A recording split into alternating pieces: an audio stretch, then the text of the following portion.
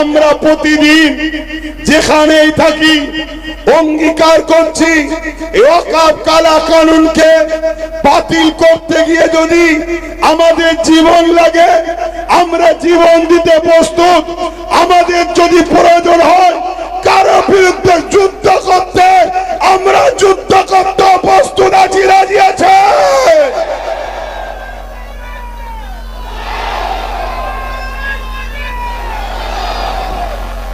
আর একটা কথা বলি, আপনার কেন এতটা অঙ্গীকারবদ্ধ হতে হবে? একদিকে যেমন আমাদের ধর্মীয় অধিকার, আর ধর্মীয় অধিকারটা যে সংবিধান দিয়েছে সেই সংবিধানকে বাঁচাবার লড়াই। কেন্দ্র সরকার সংবিধান বিরোধী আইন তৈরি করেছে, কেন্দ্র সরকার সংবিধানের বিরুদ্ধে, কেন্দ্র সরকার সংবিধানের শপথ নিয়ে সংবিধানের সঙ্গে ধোঁকাবাজি করছে। তাই একদিকে যেমন সংবিধান বাঁচানো আমাদের দায়িত্ব, অপরদিকে তেমন আমাদের ধর্মীয় অধিকারকেও বাঁচাবার দায়িত্ব। এখানে আরো একটা কথা বলি, 132 জন হিন্দু এমপি, মন দিয়ে শোনেন, 132 জন হিন্দু শিখ আদিবাসী এমপি এই কালা কানুনের বিরুদ্ধে ভোট দিয়েছে। তাহলে এই ওয়াকফ কালা কানুনের লড়াই হিন্দুদের বিরুদ্ধে নাকি আদিবাসীদের বিরুদ্ধে, কোন জাত ধর্মের বিরুদ্ধে? এই আইন যারা করেছে সংবিধানের দুশ্মন তারা, তাদের বিরুদ্ধে দেশবাসীর লড়াই, ঠিক না বেঠিক? তাহলে এই আন্দোলনে শুধু মুসলমান থাকবে কেন? এই আন্দোলনে হিন্দুরা আসবে, এই আন্দোলনে আদিবাসী আসবে, এই আন্দোলনে সাঁওতাল আসবে, এই আন্দোলনে বাগদি আসবে। আসা দরকার আছে না নাই? তারা আসতে চাইছে, আগামী দিন নিয়ে আসবো। তবে আপনাদের ঘরে মুক্তাদায়ে হাল বুঝতে হয়, মুক্তাদায়ে হাল বুঝতে হয়। সেই হালটা কি? আজ যেমন ধর্মীয় সবাই রয়েছে, স্লোগান দিচ্ছেন নারে তাকবীর আল্লাহু আকবার, ঠিক আছে, কিন্তু যখন সর্বে ধর্মের মানুষ থাকবে সেখানে নারে তাকবীর আল্লাহু আকবার, এটা কি আপনার ইসলাম কি বলছে নাকি? মুক্তাদায়ে হাল ইসলাম বলেছে না বলেনি? তাহলে সেখানে আমাদের আনতে হবে কি? ভারতবর্ষ জিন্দাবাদ, সংবিধান জিন্দাবাদ। আর হাততালি যদি দিতে মন যায় আমরা হাততালিটা একটু অন্য স্টাইলে দেবো। আমরা ওই পুরুষও নয় স্ত্রীও নয় আর একটা যে লিঙ্গ আছে তাদের মতো হাততালি দেবো না, আমরা হাততালি দেবো এরকম, মনে থাকবে? সবাই দিন, সবাই দিন, সবাই দিন। আমি দলিল দিচ্ছি, হাদিসে আছে দিন। এবার শুনেলেন, কালচার শিখুন। আমার নবী পাক সাল্লাল্লাহু আলাইহি ওয়াসাল্লাম নামাজে ইমামতি করছেন, উলামারা রয়েছেন, সিদ্দিকে আমার নবী পাক বিচারে গেছেন। এক গোত্রের, অত বড় তো বলার সময় নাই, জলসা হলে বলবো বলি, বিচার করতে গেছেন, আসরের নামাজের ওয়াক্ত চলে যাচ্ছে, দেরি হয়ে গেছে, তাই সিদ্দিক আকবর ইমামতির জায়গায় দাঁড়িয়ে গেছে। এমন সময় হুজুর এসে গেছে, সাহাবারা কাতার আস্তে আস্তে ছাড়ছে, একেবারে রাসূল আবু বকর সিদ্দিকের পিছনে গেছে। সাহাবা হুজুররা সিদ্দিক আকবরকে বুঝাবে বলে যে রাসূল এসে গেছে, হাতের নিয়ত করেছিল এভাবে, এক হাতের উপরে আর এক হাত বাজিচ্ছে। সাহাবা আবু বকর সিদ্দিক কোরআন পড়তেইছে, হুজুর এত কোরআনে মগসুল হয়ে গেছে বুঝতে পারছেন না। এবারে পুরো মদিনা নববীর ভেতরেতে এক সমস্ত সাহাবারা একে অপরের হাতের উপরে হাত আঘাত দিয়ে সিদ্দিক আকবরকে জানিয়ে দিচ্ছে যে হুজুর এসে গেছে, হুজুরের জায়গা ছাড়ো। জোরে বলুন সুবহানাল্লাহ। এই জায়গায় সুবহানাল্লাহ তো আমাদের বলতেই হবে, তাই তো নাকি? তো কিন্তু আগামী দিন আরো অন্য সমাজের মানুষরা তারাও আসতে চাইছেন, তারাও বক্তব্য দিতে চাইছেন। তো যাক, এই জায়গায় দাঁড়িয়ে থেকে আমি আপনাদের ঘরে কয়েকটা কথা বলবো। নাম্বার 1, যেটা আমার পূর্বে একজন বললেন, আমার এখন বিপদে পড়েছি, তাই তো নাকি? আরে কিছুক্ষণ দুনিয়াবি ক্ষেত্রে বলছি, ইমানদারের কাছে ওয়াকফ কালা কানুন কোনো বিপদের ব্যাপার নয়। কোনো বিপদের ব্যাপার নয়। আরে কত প্রাইম মিনিস্টার এসেছে, কত প্রাইম মিনিস্টার ভূত হয়ে ইগাছ উগাছ ঘুরে বেড়াচ্ছে। এটা আমার বিশ্বাস নয়, তাদের বিশ্বাস। শুনছেন তো নাকি? অতএব এটা কোনো ব্যাপারই নয়। এ সমস্যার সমাধান অবশ্যই হবে। কিন্তু আমি বলতে চাইছি, যারা আমাদের দরদি সেজে আছে, কেন্দ্র সরকার তো প্রকাশ্য আমাদের দুশ্মনী, সে আমাদের ক্ষতি করছে, এটা আমরা সবাই তো জানি। কিন্তু মনে রাখবেন, যারা আমাদের দরদি সেজে আছে, সে লাল হোক, ব্লু হোক, কালো হোক, সবুজ হোক, যেই হোক, সবাইকে আমাদের এই সময় পরীক্ষা করা দরকার যে আমাদের বিপদে, আমাদের ওয়াকফ নিয়ে, আমাদের মসজিদ নিয়ে, আমাদের কবরস্থান নিয়ে কারা কারা লড়াই করছে, কারা কারা আন্দোলন করছে, একটু দেখা দরকার আছে না নাই?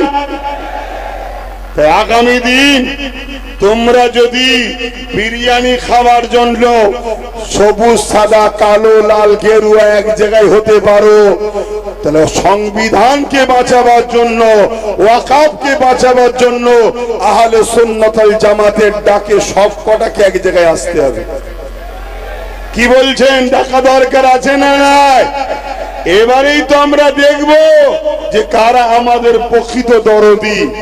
তো যাক, এই ওয়াকফ কালা কানুন এত ভয়ঙ্কর কানুন।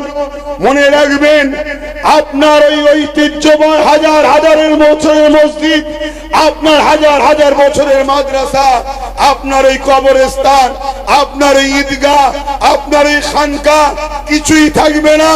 এগুলোকে সব পল্টুজার দিয়ে ভেঙে কেন্দ্র সরকার চাইছে পুঁজিপতিদের হাতে তুলে দেবে।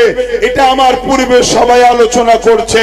আমি সময়ের দিকে খেয়াল করে, আর বিশেষ করে এই মাইকে কথা বলতে কষ্ট হচ্ছে, আমি শুধু 3টে পয়েন্ট বলবো। এই ওয়াকফ কালা কানুন সত্যি কারা বাতিল করাতে চান, একটু হাত তুলে দেখান। সত্যি চান আপনারা? সত্যি চান? সত্যি চান? হাত নামান। আমি 3টে পয়েন্ট বলছি, এই 3টে পয়েন্টকে আপনারা মাথায় রাখুন। এই 3টে পয়েন্ট ছাড়া চতুর্থ কোন পয়েন্ট থাকলে আমাকে বলবেন, আমি সেটা আগামী দিন প্রচার করব। এই 3টে পয়েন্ট ছাড়া এটাকে বাঁচানো কখনো সম্ভব নয়। নাম্বার 1, যে ক্ষমতা দ্বারা আইন তৈরি করছে। নাম্বার 1, কোন জিনিস যখন আইন হয়ে যায়, কোন জিনিস যখন আইন হয়ে যায়, ওটাকে আইনের অস্ত্র দিয়ে কাটতে হবে। তাই আমাদেরকে লোকসভা, রাজ্যসভায় যখন এটা আইন হয়ে গেছে, এটাকে কাটার উপায় একমাত্র রয়েছে এখন সুপ্রিম কোর্ট।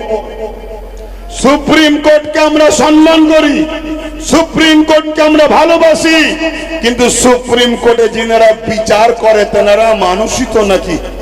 জোরে বলুন।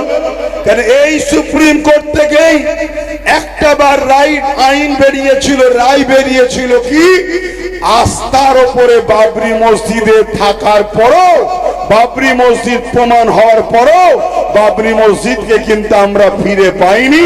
কেন? সুপ্রিম কোর্ট আস্থার উপরে ফাইসাল্লা দিয়েছিল। তাহলে শুধু সুপ্রিম কোর্টের উপরে ভরসা বিশ্বাস রাখবো ঠিকই, কিন্তু তারা বিচারক মানুষ। তাই পাশাপাশি ওখানে যেমন লড়াই হবে আইনের রাস্তায়, আমাদেরকে দ্বিতীয় অপশনটাও চলে আসতে হবে। সেটা হলো কি, গণ আন্দোলন বাড়াতে হবে। শুনছেন তো নাকি? কিন্তু আপনারা যদি মনে করেন বর্ষা হচ্ছে, পানি হচ্ছে, রোদ হচ্ছে, ঝড় হচ্ছে, কাজ রয়েছে, টোটো চালাতে হবে, দিন মজুরি করতে হবে, ভ্যান চালাতে হবে, মনে রাখবেন এই ভারতবর্ষে গত পরশুদিন এই ভারতবর্ষের সম্ভবত উত্তরপ্রদেশে 50 বছরের বসবাস করা জায়গা তিল তিল করে ঘর বাড়ি মসজিদ তৈরি করেছে, একতলা দুতলা করে গরিবরা তৈরি করেছে। 50 বছর ধরে সেখানে বসবাস করছে। তাদেরকে অবৈধ জায়গা দখল বলে এবং বাংলাদেশি ট্যাগ লাগিয়ে তাদেরকে ভেঙে সব তছনছ করে দিয়েছে। মনে রাখবেন, কাল আপনাদের সঙ্গে বিপদ আসতে চলেছে, তাই দেখে শিক্ষা নাও। প্যালেস্টাইনের একজন ইমাম সাহেব খুতবা দিতে উঠে 2 মিনিট খুতবা দিয়ে খুতবা বন্ধ করে দিয়েছিল। 2 মিনিট কি বলেছিল?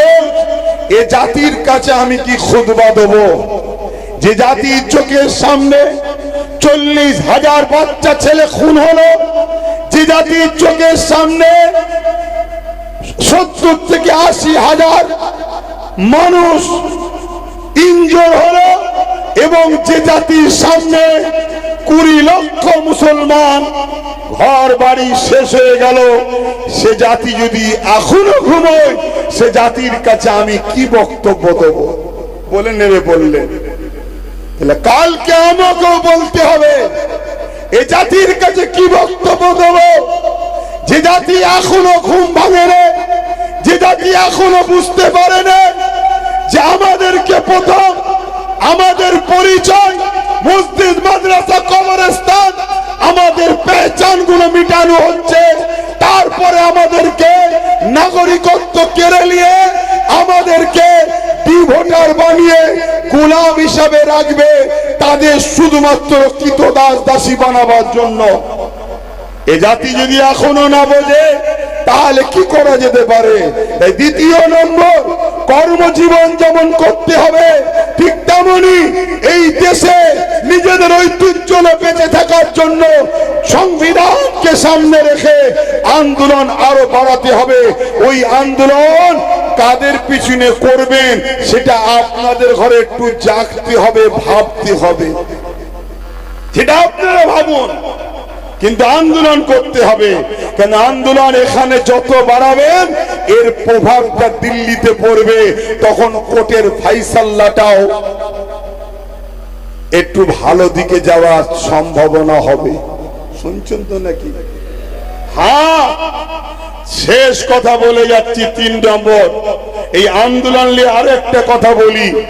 এখানে আমার ভাইরা বারবার বলছিল 2% শিখের আন্দোলন, 3% শিখের আন্দোলন কামিয়াবি হয়েছে, তাহলে আমাদেরটা হবে না কেন? আমি একটা কথা ধরিয়ে দেবো সম্মানার্থে, আমরা শিখ নয় তাই আমাদেরটা হবে না। আমরা শিখ ধর্মের নয় তাই আমাদেরটা হবে না। যদি বলেন কেন? আমরা শিখ ভাইয়েরা যে আদর্শের উপরে চলছে, আমরা ওই আদর্শ থেকে অনেক দূরে সরে গেছি। আজকে তারাও নীতি থেকে বিসর্জন হয়নি, আর আমরা মুহাম্মদ সাল্লাল্লাহু আলাইহি ওয়াসাল্লাম অনুসারী দাবি করছি ঠিকই, কিন্তু আমরা নীতি থেকে বিক্রি হয়ে গেছি। তারা এজন্য সাকসেসফুল হতে পেরেছিল, তাদের পিছনে পাঞ্জাব সরকার সাথ দিয়েছিল, তাই তারা কামিয়াবি হতে পেরেছিল। কিন্তু আমরা, আমাদের সরকার উপরন্ত সাথ তো দেবে না, বলছে দিল্লি চলে যাও। এখনো তোমরা গ্রামে গ্রামে দেখো, তোমাদের গ্রামের অনেক মুসলমান রাজ্য সরকারের এখনো চাটুকারিতা করছে। তাহলে বলো আমরা কি করে কামিয়াবি হব? তবে হ্যাঁ, আমি মনে করি যদি আমরা 5% মজবুত হতে পারি, এই অঙ্গীকার নিয়ে জীবন দেব, আইন হতে দেবো না, ইনশাআল্লাহ প্রথম লাইনে আমি দাঁড়াবো, তারপরে তোমরা দাঁড়াবে। বুলেটের গুলি খেতে হয়, আগে খাবো আমি মসজিদ, মাদ্রাসা, কোরআন, সংবিধানের জন্য। তাহলে আমি বলে যাচ্ছি, এই 5% এই আইনকে বাতিল করে ইনশাআল্লাহ দেখাবো। কিন্তু তার জন্য বাপ সেই অঙ্গীকার নিতে হবে। ঝড় হলে ডাকলেও আসতে হবে, 5 পড়লে ডাকলেও আসতে হবে, কাদা পানিতে ডাকলেও আসতে হবে, রোদে ডাকলেও আসতে হবে। ওই ঢালায় উঠে দাঁড়িয়ে থাকবে, স্বপ্ন দেখলে হবে না। দেখুন না, ঢালায় উঠে দাঁড়িয়ে আছে, কাদা না পায়ে লেগে যায়। তাহলে কাদা যদি পায়ে না লাগাতে চান, তাহলে আগামী দিন গায়ে খুন লাগাতেও তো চাইবেন না। কথা বুঝছেন না, বোঝেন না? সে নিজের হোক আর দুশ্মনের হোক, লাগাতে তো চাইবেন না। এরপরে একটা আইন আসতে চলেছে, সেই আইনটার নাম হলো ইউনিফর্ম সিভিল কোড, ইউসিসি। সেই আইনে কি হবে? আজ মসজিদ চলে যাচ্ছে, আপনি ভাবছেন মসজিদ বানিয়ে নেব। আজ মাদ্রাসা চলে যাচ্ছে, আপনি ভাবছেন বানিয়ে নেব। আজ কবরস্থান চলে যাচ্ছে, আপনি ভাবছেন আমার ঘরে কবর দেব। কিন্তু মনে রাখবেন, ইউনিফর্ম সিভিল কোড আসছে, যেখানে আপনার জন্য কোরআন ব্যান্ড হবে, যেখানে আপনার জন্য নামাজ ব্যান্ড হবে, যেখানে আপনার জন্য রোজা ব্যান্ড হবে, যেখানে আপনাকে ইসলাম ধর্মের কালচার করতে পারবেন না। আপনি আপনার ধর্মীয় কালচারে যে বিবাহ করছেন, ওই বিবাহ চলবে না। এক দেশ এক আইন, সেই আইনটা হলো কি, আমার দেশের রাজা হবে, রাজা যা করবে তাই হবে। আমার কথা শুনছেন আপনারা? বিগত দিন যা বলেছিলাম আজ ঘটছে, আজ যা বলছি আগামী দিন ঘটবে। বড় পাওয়ারের সাথে বলছি ঘটবে। হ্যাঁ, এটাকে রুকা যাবে। এটাকে রুখতে গেলে সর্বপ্রথম আমাদেরকে অঙ্গীকারবদ্ধ হতে হবে। এই মাইকে কথা বলার নয় ভাই, কথা বুঝে আসছে? আজকের দিনটা আমি ছুটি পেয়েছিলাম, ঘরে সময় দিইনি, পরিবার বাচ্চা মা বাপের সাথে সময় দিইনি, আবার বেরিয়ে পড়েছি। আজকে ওটা দেবে,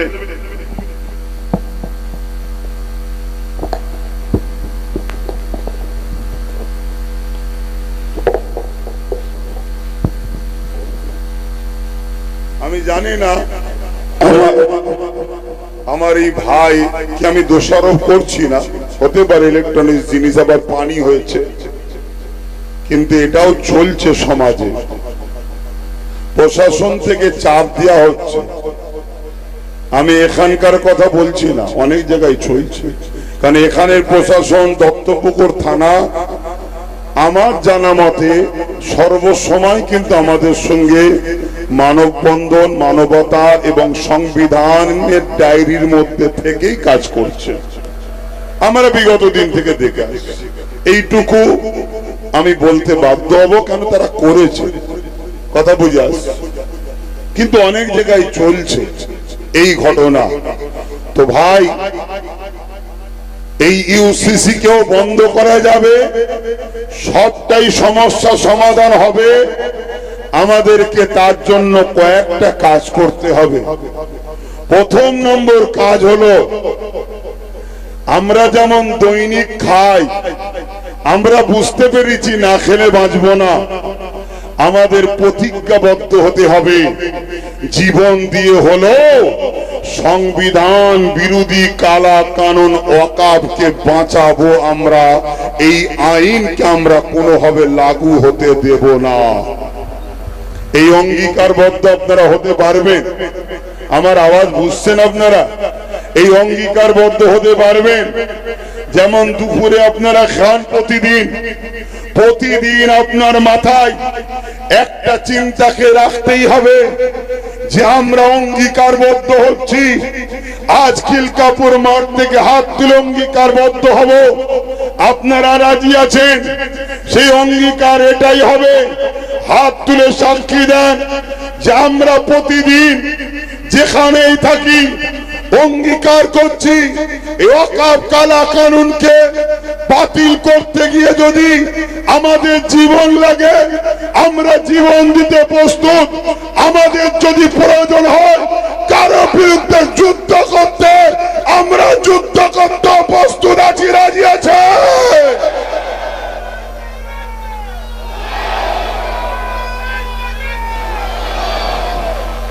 আর একটা কথা বলি, আপনার কেন এতটা অঙ্গীকারবদ্ধ হতে হবে? একদিকে যেমন আমাদের ধর্মীয় অধিকার, আর ধর্মীয় অধিকারটা যে সংবিধান দিয়েছে, সেই সংবিধানকে বাঁচাবার লড়াই। কেন্দ্র সরকার সংবিধান বিরোধী আইন তৈরি করেছে। কেন্দ্র সরকার সংবিধানের বিরুদ্ধে কেন্দ্র সরকার সংবিধানের শপথ নিয়ে সংবিধানের সঙ্গে ধোঁকাবাজি করছে। তাই একদিকে যেমন সংবিধান বাঁচানো আমাদের দায়িত্ব, অপরদিকে তেমন আমাদের ধর্মীয় অধিকারকেও বাঁচাবার দায়িত্ব। এখানে আরো একটা কথা বলি, 132 জন হিন্দু এমপি, মন দিয়ে শোনেন, 132 জন হিন্দু শিখ আদিবাসী এমপি এই কালা কানুনের বিরুদ্ধে ভোট দিয়েছে।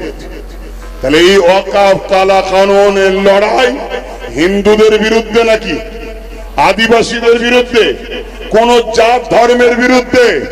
এই আইন যারা করেছে সংবিধানের দুশ্মন তারা, তাদের বিরুদ্ধে দেশবাসীর লড়াই, ঠিক না বেঠিক? তাহলে এই আন্দোলনে শুধু মুসলমান থাকবে কেন? এই আন্দোলনে হিন্দুরা আসবে, এই আন্দোলনে আদিবাসী আসবে, এই আন্দোলনে সাঁওতাল আসবে, এই আন্দোলনে বাগদি আসবে। আসা দরকার আছে না নাই? তারা আসতে চাইছে, আগামী দিন নিয়ে আসবো। তবে আপনাদের ঘরে মুক্তাদায় হাল বুঝতে হয়, মুক্তাদায় হাল বুঝতে হয়। সেই হালটা কি? আজ যেমন ধর্মীয় সবাই রয়েছে, স্লোগান দিচ্ছেন নারে তাকবীর আল্লাহু আকবার, ঠিক আছে, কিন্তু যখন সর্বে ধর্মের মানুষ থাকবে সেখানে নারে তাকবীর আল্লাহু আকবার, এটা কি আপনার ইসলাম কি বলছে নাকি? মুক্তাদে হাল ইসলাম বলেছে না বলেনি? তাহলে সেখানে আমাদের হবে কি? ভারতবর্ষ জিন্দাবাদ, সংবিধান জিন্দাবাদ। আর হাততালি যদি দিতে মন যায়, আমরা হাততালিটা একটু অন্য স্টাইলে দেবো।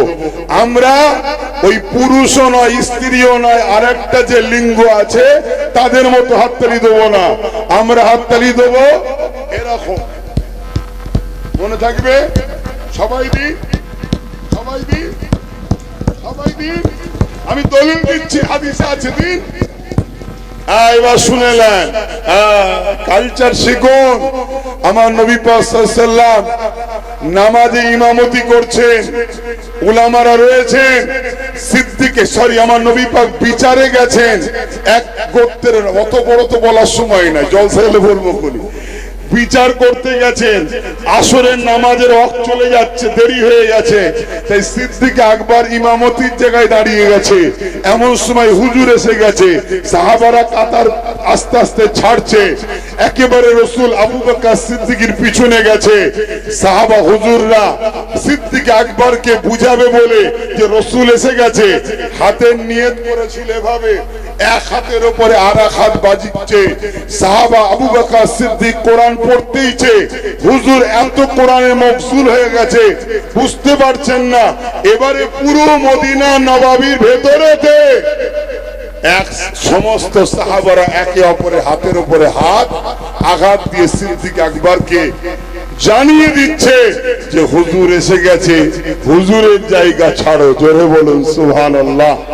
এই জায়গায় সুবহানাল্লাহ তো আমাদের বলতেই হবে, তাই তো নাকি? তো কিন্তু আগামী দিন আরো অন্য সমাজের মানুষরা তারাও আসতে চাইছেন, তারাও বক্তব্য দিতে চাইছেন। তো যাক, এই জায়গায় দাঁড়িয়ে থেকে আমি আপনাদের ঘরে কয়েকটা কথা বলবো। নাম্বার 1, যেটা আমার পূর্বে একজন বললেন, আমার এখন বিপদে পড়েছি, তাই তো নাকি? আরে কিছুক্ষণ দুনিয়াবি ক্ষেত্রে বলছি, ইমানদারের কাছে ওয়াকফ কালা কানুন কোনো বিপদের ব্যাপার নয়, কোনো বিপদের ব্যাপার নয়। আরে কত প্রাইম মিনিস্টার এসেছে, কত প্রাইম মিনিস্টার ভূত হয়ে ই গাছ উ গাছ ঘুরে বেড়াচ্ছে। এটা আমার বিষয় নয়, তাদের বিশ্বাস। শুনছেন তো নাকি? অতএব এটা কোনো ব্যাপারই নয়। এ সমস্যার সমাধান অবশ্যই হবে। কিন্তু আমি বলতে চাইছি, যারা আমাদের দরদি সেজে আছে, কেন্দ্র সরকার তো প্রকাশ্য আমাদের দুশ্মনী, সে আমাদের ক্ষতি করছে, এটা আমরা সবাই তো জানি।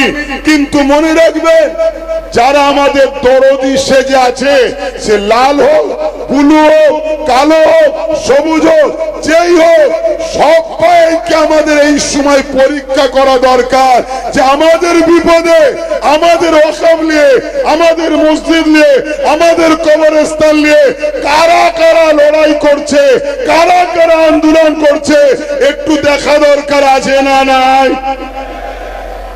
আগামী দিন তোমরা যদি বিরিয়ানি খাওয়ার জন্য সবুজ, সাদা, কালো, লাল, গেরুয়া এক জায়গায় হতে পারো, তাহলে সংবিধানকে বাঁচাবার জন্য, ওয়াকফকে বাঁচাবার জন্য আহলে সুন্নাত ওয়াল জামাতের ডাকে সব কটাকে এক জায়গায় আসতে হবে। কি বলছেন? ডাকা দরকার আছে না নাই? এবারেই তো আমরা দেখব যে কারা আমাদের প্রকৃত দরদি। তো যাক, এই ওয়াকফ কালা কানুন এত ভয়ঙ্কর কানুন, মনে রাখবেন আপনার ওই ঐতিহ্যময় হাজার হাজারের বছরের মসজিদ, আপনার হাজার হাজার বছরের মাদ্রাসা, আপনার এই কবরস্থান, আপনার এই ঈদগাহ, আপনার এই খানকা কিছুই থাকবে না। এগুলোকে সব পল্টুজাতে ভেঙে কেন্দ্র সরকার চাইছে পুঁজিপতিদের হাতে তুলে দেবে। এটা আমার পূর্বে সবাই আলোচনা করছে। আমি সময়ের দিকে খেয়াল করে, আর বিশেষ করে এই মাইকে কথা বলতে কষ্ট হচ্ছে, আমি শুধু 3টে পয়েন্ট বলবো। এই ওয়াকফ কালা কানুন সত্যি কারা বাতিল করাতে চান একটু হাত তুলে দেখান। সত্যি চান আপনারা? সত্যি চান? সত্যি চান? হাত নামান। আমি 3টে পয়েন্ট বলছি, এই 3টে পয়েন্টকে আপনারা মাথায় রাখুন। এই 3টে পয়েন্ট ছাড়া চতুর্থ কোন পয়েন্ট থাকলে আমাকে বলবেন, আমি সেটা আগামী দিন প্রচার করব। এই 3টে পয়েন্ট ছাড়া এটাকে বাঁচানো কখনো সম্ভব নয়। নাম্বার 1, যে ক্ষমতা দ্বারা আইন তৈরি করছে।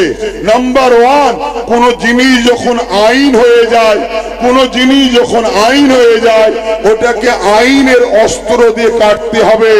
তাই আমাদেরকে লোকসভা, রাজ্যসভায় যখন এটা আইন হয়ে গেছে, এটাকে কাটার উপায় একমাত্র রয়েছে এখন সুপ্রিম কোর্ট। সুপ্রিম কোর্টকে আমরা সম্মান করি, সুপ্রিম কোর্টকে আমরা ভালোবাসি, কিন্তু সুপ্রিম কোর্টে যিনারা বিচার করে তেনারা মানুষই তো নাকি? জোরে বলুন। কারণ এই সুপ্রিম কোর্ট থেকেই একটা বার আইন বেরিয়েছিল, রায় বেরিয়েছিল কি, আস্থার উপরে বাবরি মসজিদে থাকার পরও, বাবরি মসজিদ প্রমাণ হওয়ার পরও বাবরি মসজিদকে কিন্তু আমরা ফিরে পাইনি। কেন? সুপ্রিম কোর্ট আস্থার উপরে ফাইসাল্লা দিয়েছিল। তাহলে শুধু সুপ্রিম কোর্টের উপরে ভরসা বিশ্বাস রাখবো ঠিকই, কিন্তু তারা বিচারক মানুষ, তাই পাশাপাশি ওখানে যেমন লড়াই হবে আইনের রাস্তায়, আমাদেরকে দ্বিতীয় অপশনটাও চলে আসতে হবে। সেটা হলো কি, গণ আন্দোলন বাড়াতে হবে। শুনছেন তো নাকি? কিন্তু আপনারা যদি মনে করেন বর্ষা হচ্ছে, পানি হচ্ছে, রোদ হচ্ছে, ঝড় হচ্ছে, কাজ রয়েছে, টোটো চালাতে হবে, দিন মজুরি করতে হবে, ভ্যান চালাতে হবে, মনে রাখবেন এই ভারতবর্ষে গত পরশুদিন এই ভারতবর্ষের সম্ভবত উত্তরপ্রদেশে 50 বছরের বসবাস করা জায়গা তিল তিল করে ঘর বাড়ি মসজিদ তৈরি করেছে, একতলা দুতলা করে গরিবরা তৈরি করেছে। 50 বছর ধরে সেখানে বসবাস করছে। তাদেরকে অবৈধ জায়গা দখল বলে এবং বাংলাদেশি ট্যাগ লাগিয়ে তাদেরকে ভেঙে সব তছনছ করে দিয়েছে। মনে রাখবেন, কাল আপনাদের সঙ্গে বিপদ আসতে চলেছে, তাই দেখে শিক্ষা নাও।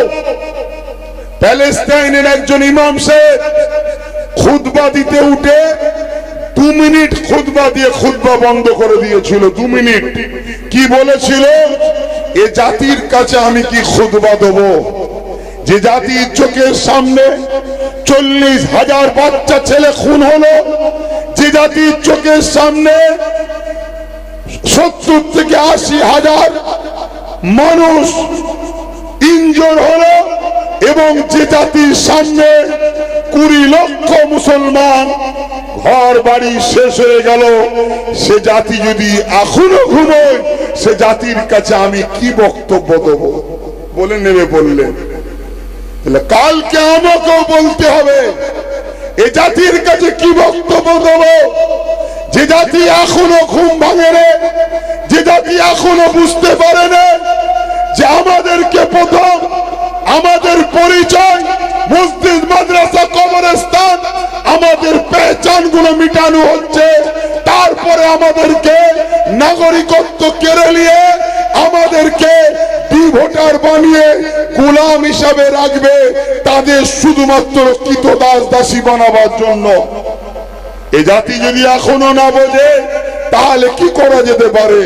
দ্বিতীয় নম্বর, কর্মজীবন যেমন করতে হবে ঠিক তেমনি এই দেশে নিজেদের ঐতিহ্য বেঁচে থাকার জন্য সংবিধানকে সামনে রেখে আন্দোলন আরো বাড়াতে হবে।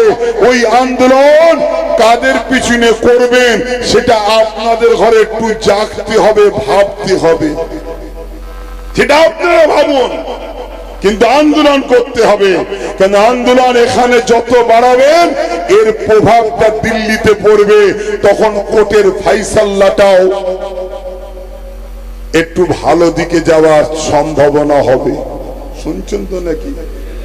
হ্যাঁ, শেষ কথা বলে যাচ্ছি। 3 নম্বর, এই আন্দোলন নিয়ে আরো একটা কথা বলি। এখানে আমার ভাইরা বারবার বলছিল 2% শিখের আন্দোলন, 3% শিখের আন্দোলন কামিয়াবি হয়েছে, তাহলে আমাদেরটা হবে না কেন? আমি একটা কথা ধরিয়ে দেবো সম্মানার্থে, আমরা শিখ নয় তাই আমাদেরটা হবে না। আমরা শিখ ধর্মের নয় তাই আমাদেরটা হবে না। যদি বলেন কেন?